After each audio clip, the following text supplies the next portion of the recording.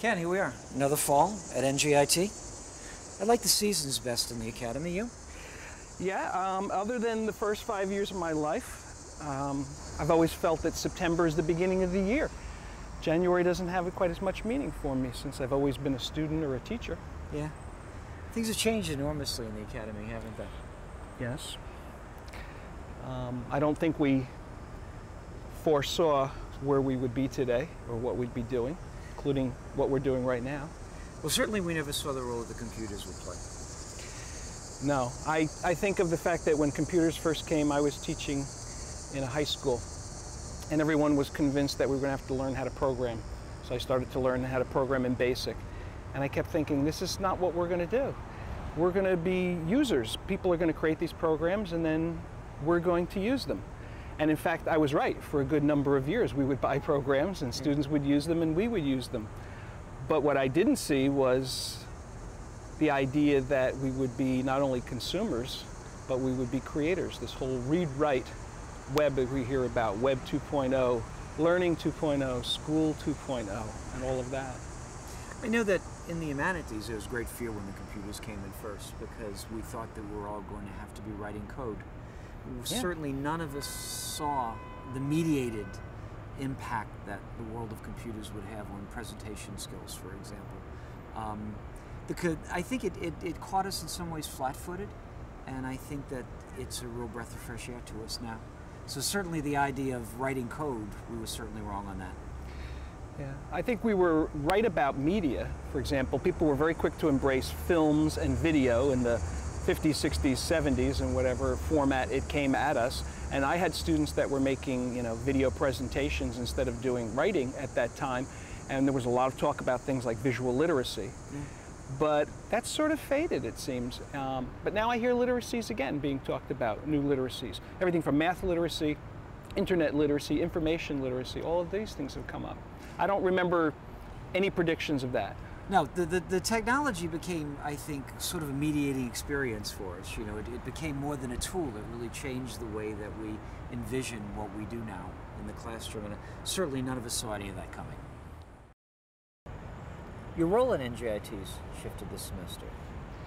It's changed in that even though I'm still an NJIT employee, I'm now based day-to-day at Science Park High School, which is nearby NJIT here in Newark. You worked in the schools before you came to NJIT, didn't you? I did 25 years in K-12 before I came to NJIT. So I've kind of come full circle in that I'm back in the K-12 world, although I'm not the same person. My experiences at NJIT have certainly changed the way I look at things. Do they call it K-12 anymore? There's some other term. K-20? Well, you'll hear the term K-20, this idea that it's one long continuum, that there's more interaction, at least desired, between the levels. I know part of my job is to make connections between the university and the high school and other universities here in Newark. People don't think of Newark sometimes as a college town, but we do have Rutgers Newark is here, and the University of Medicine and Dentistry of New Jersey is here, and NJIT, Essex County College, 2 law schools, so we are a college town. When you think about the differences, what's the rate of change in that K-12 system? I may be a little prejudiced, but I do think things change faster in K-12. That might be because it's easier to dictate policy in K-12. If you want to change a school or change a department, change its direction, change its approach, change the textbooks, that can be done with the stroke of a pen, basically. In the colleges, it doesn't happen. But I would say the colleges have a lot more freedom to change. There are so many restrictions on the K-12 world as far as protecting students' privacy, programs that they have to follow, like No Child Left Behind and that sort of thing, which, the freedom of college just can't be touched. The idea, I guess, in college of accountability is a little bit different, I imagine. I guess that we're driven in places like NJIT and others by not just marketplace demands, but the kind of citizen we need to create and maintain the participatory democracy we have here in America. I think that we need a certain kind of student who can use these literacies, these critical literacies, information literacy, visual literacy, in order to be able to communicate information, think critically in a variety of kinds of ways. Well, you know, it's interesting because the high school curriculum is still very much driven by what high schools think colleges want. Yeah. The AP exams are a great example of that. They're teaching what they think colleges want, and the AP course is supposed to be college-oriented. And of course, the middle schools are driven by what they think the high schools want, and the elementary schools are in some ways driven by what they think the middle schools and the high schools want.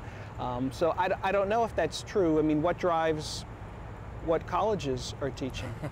Well, certainly, again, I think that the marketplace has a role in here. But more conceptually, I think that they want students to be able to write lucidly, to communicate compellingly in a variety of kind of different ways to a variety of kinds of audiences. So what is it that's changed that they don't want? Well, I'm pretty sure that they certainly don't want essays. So what do you mean they don't want the essay? I guess that's a controversial statement, isn't it? Because it's been the default reporting structure of everything that students write in a timed environment, a 5-paragraph essay, or perhaps out of class something called a research essay. But I think that that's a discourse form that's no longer required. I think it has some advantages, but I think we need to find ways for students to more fully exploit the medium. Isn't that what you want for your students too? I think it is the same kind of thing that we want for students in another level, but I wonder how much of this is driven by students. And what I'm thinking here is, I think there's a kind of grassroots driving technology that students are demanding certain things of their teachers. I know at the university, it was students who were asking teachers to put materials online, for example, you know, 5, 6, 7 years ago, whenever it was. And then faculty were coming to us to ask for how to do that. Is that something that you see in your work, that students are driving the way they want to report? Oh, enormously so. I think they feel enormously constrained by something called the essay anymore. They want to use visual media. They want to bring aesthetics into their work. They want to bring sound. They want to bring music. They want to get their voices heard in a variety of kinds of ways, in a variety of kinds of settings for many different kinds of audiences, not solely for the teacher who's awarding the grade, but for a more diverse audience, the audience that's out there on the other end of the World Wide Web. And I guess that's what we're trying to do in this podcast series.